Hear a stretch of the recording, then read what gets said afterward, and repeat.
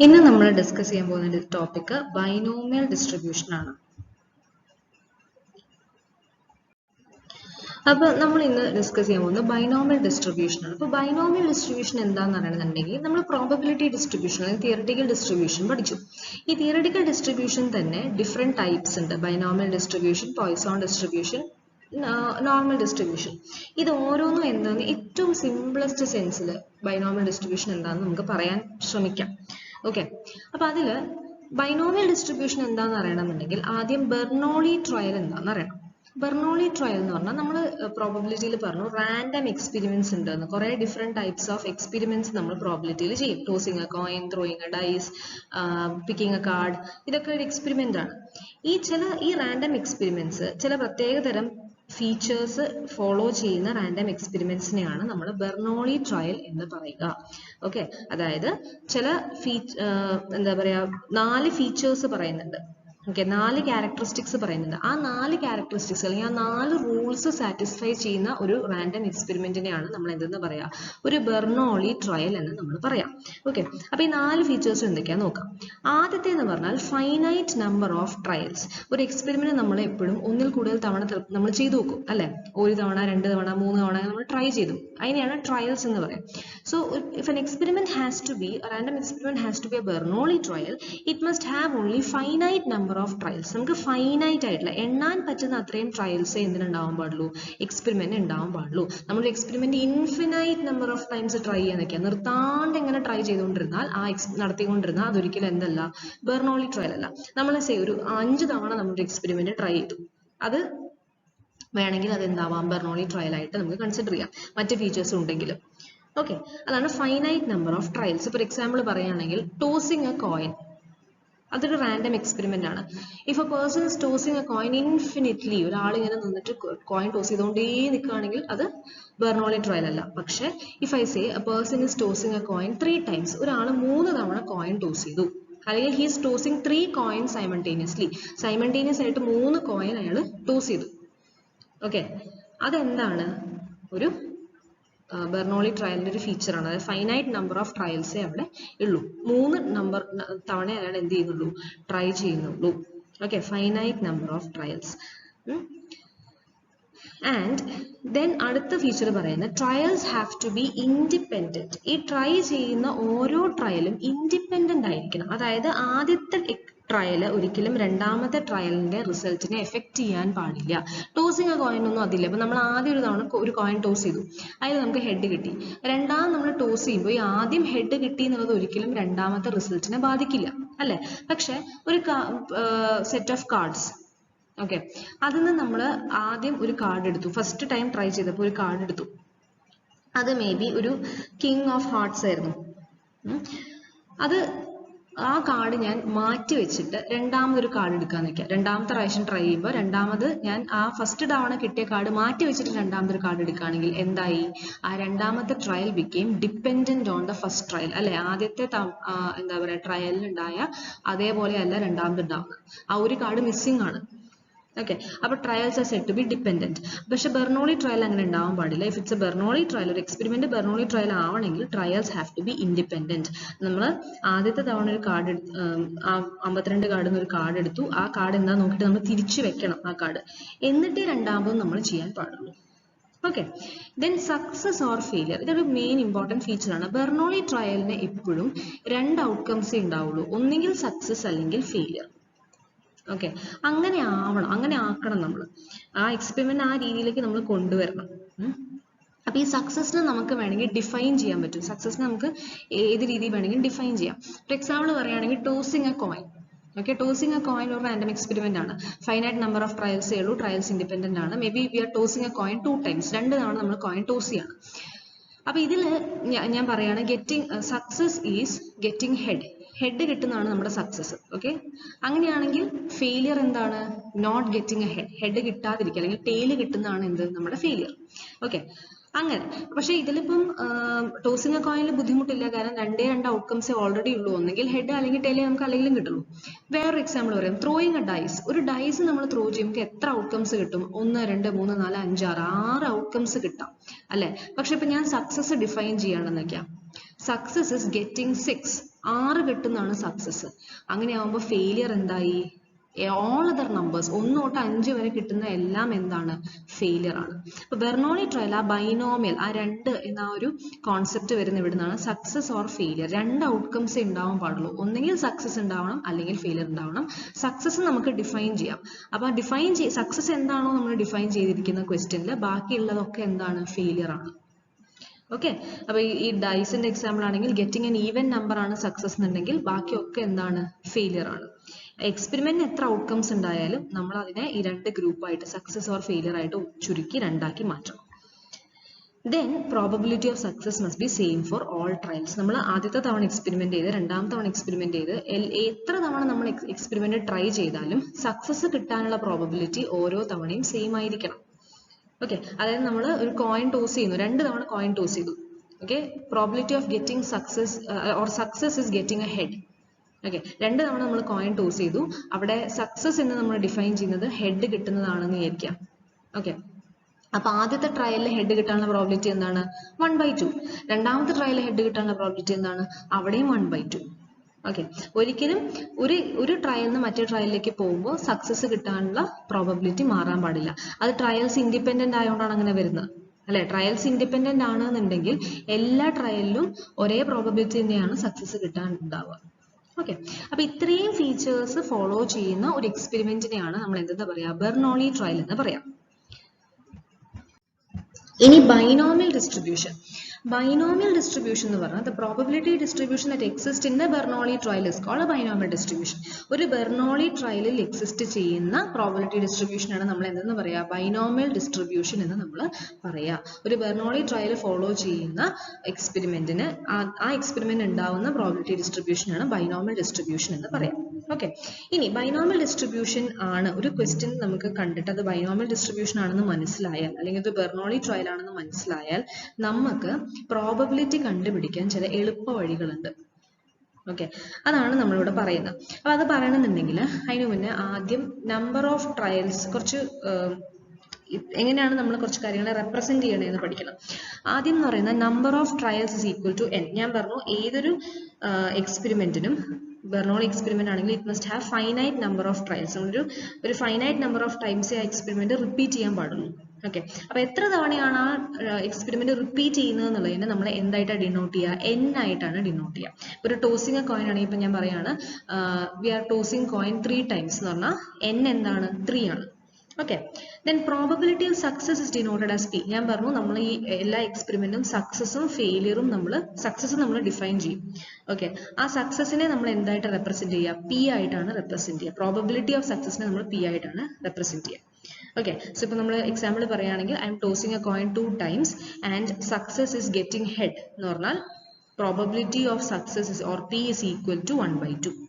Okay, then probability of ഫെയിലിയറിനെ q ആയിട്ടാണ് നമ്മൾ ഡിനോട്ട് ചെയ്യുക.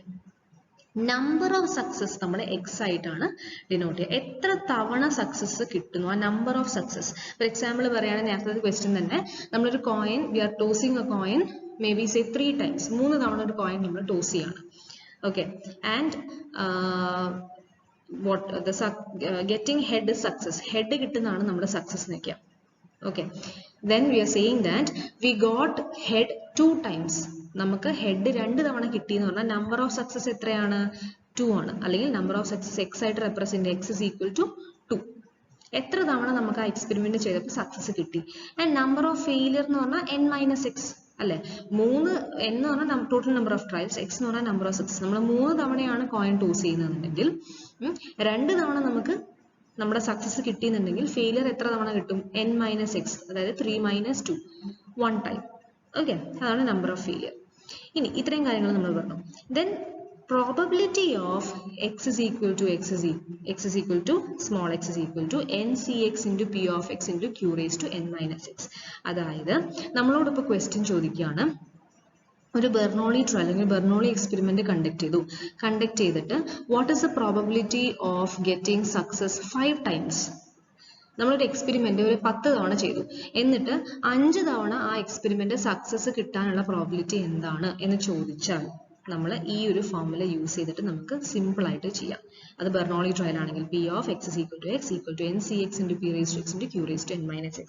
ഇവിടെ x എന്ന് പറയുന്നത് നമ്പർ ഓഫ് സക്സസ് ആണ്. എത്ര നമ്പർ ഓഫ് സക്സസ് ആണ് നമ്മൾ പറയുന്നത്? 5 തവണ സക്സസ് കിട്ടാനുള്ള പ്രോബിലിറ്റി ആണെങ്കിൽ ആ 5 എന്ന് ഇവിടെ എടുത്തിട്ട് നമ്മൾ ഈ ഒരു ഫോർമുലയിൽ നമ്മൾ എന്താ സബ്സ്റ്റിറ്റ്യൂട്ട് ചെയ്ത് നമുക്ക് ചെയ്താൽ നമുക്ക് ആൻസർ കിട്ടും.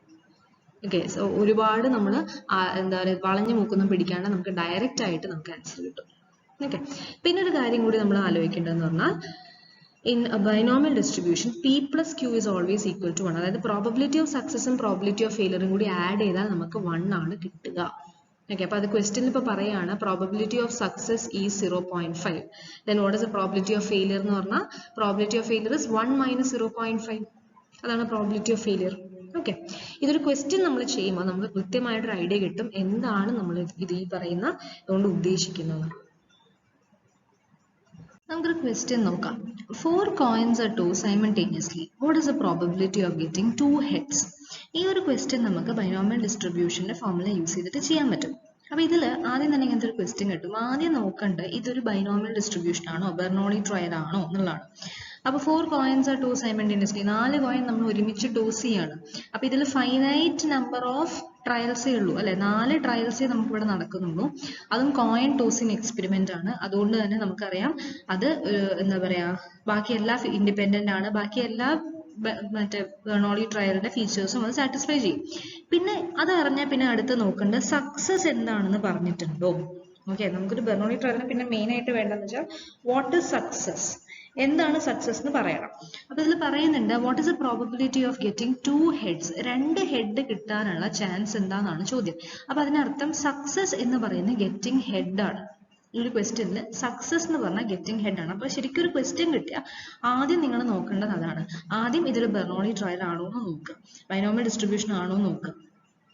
പിന്നെ രണ്ടാമത് നോക്കേണ്ടതെന്ന് പറഞ്ഞാൽ അപ്പോൾ ബൈനോമിയൽ ഡിസ്ട്രിബ്യൂഷൻ ആകുമ്പോൾ എപ്പോഴും ട്രയൽസിന്റെ എണ്ണം കുറവായിരിക്കും. 4 ട്രയല്, 5 ട്രയല്, 6 ട്രയല് അത്രയൊക്കെ ഉണ്ടാവുള്ളൂ. ഓക്കെ, പിന്നെ സക്സസ് എന്താണ് എന്നുള്ളത് ക്വസ്റ്റിന്റെ ലാസ്റ്റ് നോക്കിയാൽ മനസ്സിലാവും. പ്രോബബിലിറ്റി ഓഫ് ഗെറ്റിംഗ് 2 heads എന്നാണ് ചോദ്യം എന്നുണ്ടെങ്കിൽ അതിനർത്ഥം ഗെറ്റിംഗ് ഹെഡ് ആണ് സക്സസ്.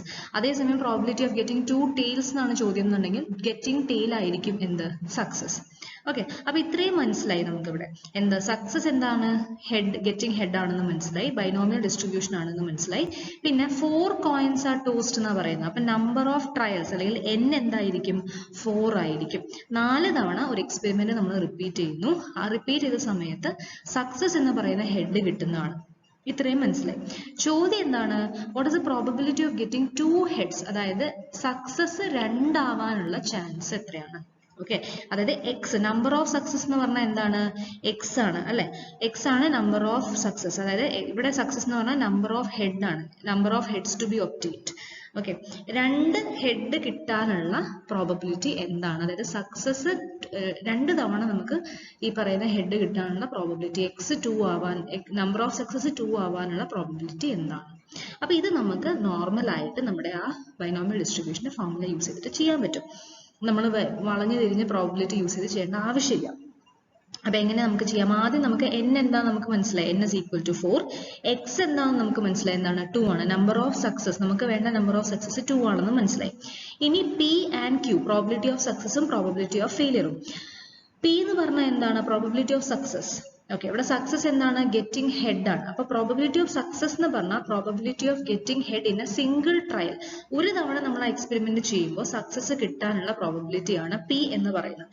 അതെന്തായിരിക്കും, നമ്മൾ കോയിൻ ഒറ്റ തവണ ടോസ് ചെയ്യുമ്പോൾ ഹെഡ് കിട്ടാനുള്ള പ്രോബബിലിറ്റി എന്താണ് 1/2. അപ്പൊ q എന്തായിരിക്കും 1 - p, അത് 1/2. അപ്പൊ നമുക്ക് p കിട്ടി, q കിട്ടി, n കിട്ടി, x കിട്ടി. നമുക്ക് ഡയറക്റ്റ് ഫോർമുലയിൽ അപ്ലൈ ചെയ്തൂടെ. Probability of getting 2 heads is equal to p of x is equal to 2. ഇവിടെ x ന്റെ വാല്യൂ 2 ആണ്, which is equal to ncx p raised to x q raised to n minus x. n 4 ആണ്, c x 2 ആണ്, p എന്ന് പറയുന്ന 1/2 ആണ്, whole raised to 2. q എന്ന് പറയുന്ന 1/2 ആണ്, whole raised to n minus x, അതായത് 4 - 2.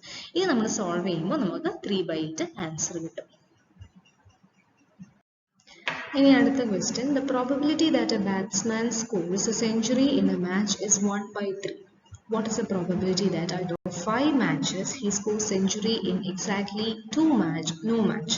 ഇതും എന്താണ്, ഒരു ബൈനോമിയൽ ഡിസ്ട്രിബ്യൂഷൻ ആണ് അല്ലേ. ഒരു ബാറ്റ്സ്മാൻ ഒരു എന്താ പറയുക മാച്ചിൽ സെഞ്ചുറി സ്കോർ ചെയ്യുന്നതിന്റെ പ്രോബബിലിറ്റി 1/3 ആണ്. And what is the probability that out of 5 matches he scores century exactly in exactly in 2 match and no matches? അതായത് അയാൾ 5 മാച്ച് കളിച്ചു. ആ 5 മാച്ച് കളിച്ചതിൽ 2 മാച്ചിൽ സെഞ്ചുറി കിട്ടുന്നതിന്റെ പ്രോബിലിറ്റിയും ഒരു മാച്ചിലും സെഞ്ചുറി കിട്ടാതിരിക്കുന്നതിന്റെ പ്രോബിലിറ്റിയും എന്താണെന്നാണ് ചോദിക്കുന്നത്. അപ്പൊ ഇതൊരു ബെർണോളി ട്രയൽ ആണ്.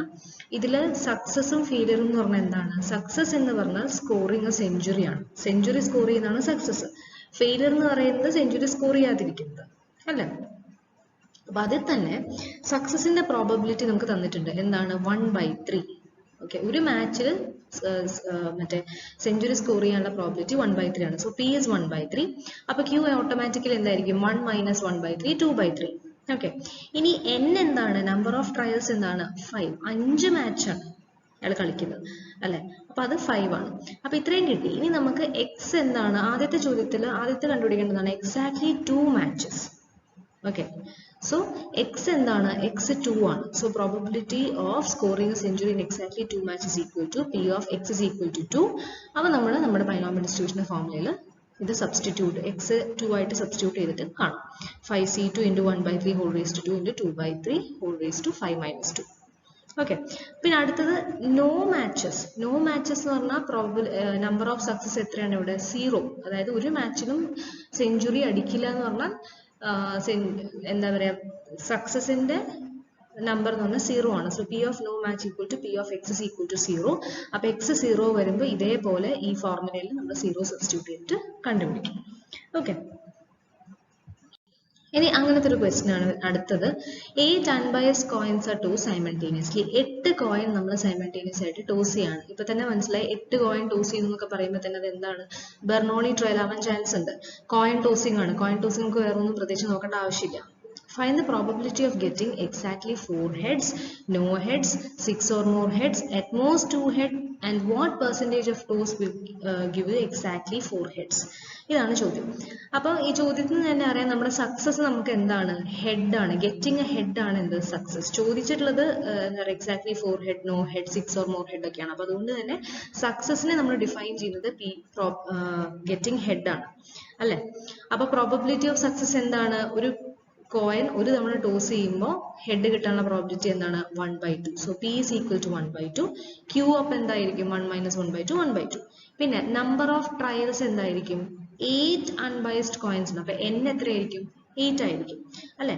ഇനി ആദ്യത്തെ എന്ന് പറയുന്നത് probability of getting exactly 4 heads ആണ്. So P of exactly 4 heads എന്ന് പറഞ്ഞാൽ X എന്തായിരിക്കും അവിടെ? 4. എക്സാക്ട്ലി 4 ഹെഡ്സ് എന്ന് പറഞ്ഞാൽ സക്സസ് 4 ആയിരിക്കും. 4 ഹെഡാ വേണ്ടത്. So X is equal to 4. പിന്നെ നമ്മുടെ നോർമൽ നമ്മുടെ ഫോർമുലയിൽ ഈ 4 സബ്സ്റ്റിറ്റ്യൂട്ട് ചെയ്യുക, 8 സബ്സ്റ്റിറ്റ്യൂട്ട് ചെയ്യുക നമ്മൾ ചെയ്യാം. Okay, NCR P raised to R ആ ഒരു ഫോർമുല തന്നെ, NCX P raised to X ആ ഒരു ഫോർമുല തന്നെ നമ്മൾ കണ്ടിന്യൂ ചെയ്ത് ചെയ്യാം. പിന്നെ അടുത്തത് എന്താ പറയുന്നത്? Probability of no heads. No heads എന്ന് പറഞ്ഞു കഴിഞ്ഞാൽ X എന്തായിരിക്കും? X 0 ആണ്. നോ ഹെഡ് എന്ന് പറഞ്ഞാൽ X 0 ആണ് അല്ലെ. അതും അതേപോലെ തന്നെ ചെയ്യാം. പിന്നെ അടുത്തത് 6 or more heads. 6 or more heads എന്ന് പറഞ്ഞാൽ എന്താണ്? നമുക്ക് കോയിൻ ടോസ് ചെയ്യുമ്പോൾ ഒന്നെങ്കിൽ 6 ഹെഡ് അല്ലെങ്കിൽ അതിൽ കൂടുതൽ ഹെഡ് കിട്ടാനുള്ള പ്രോബബിലിറ്റി. അപ്പൊ X എന്ന് പറഞ്ഞു കഴിഞ്ഞാൽ 6 മാത്രമല്ല 6 or more. 6 or more എന്ന് പറഞ്ഞാൽ ഒന്നെങ്കിൽ P of X is equal to 6 അല്ലെ, അല്ലെങ്കിൽ or more എന്ന് പറഞ്ഞാൽ plus P of X is equal to 7. 7 കിട്ടിയാലും കുഴപ്പമില്ല നമുക്ക്.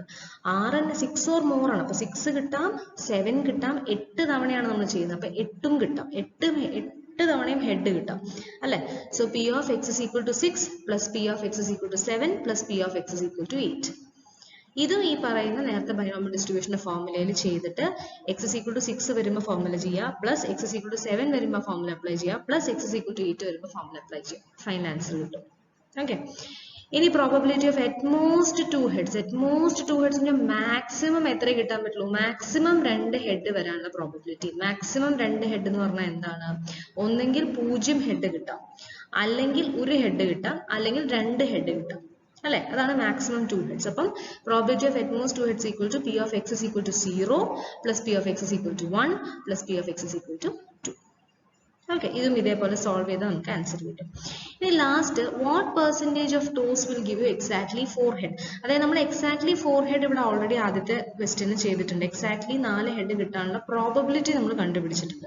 ഇനി ഇത് ചോദിക്കുന്ന വാട്ട് പെർസെൻറ്റേജ് ഓഫ് ടോസസ്, അതായത് പ്രോബബിലിറ്റി അല്ല, പെർസെൻറ്റേജ് എത്രയാണ്, എക്സാക്ട്ലി 4 ഹെഡ് കിട്ടാനുള്ള പെർസെൻറ്റേജ് എത്രയാണ്.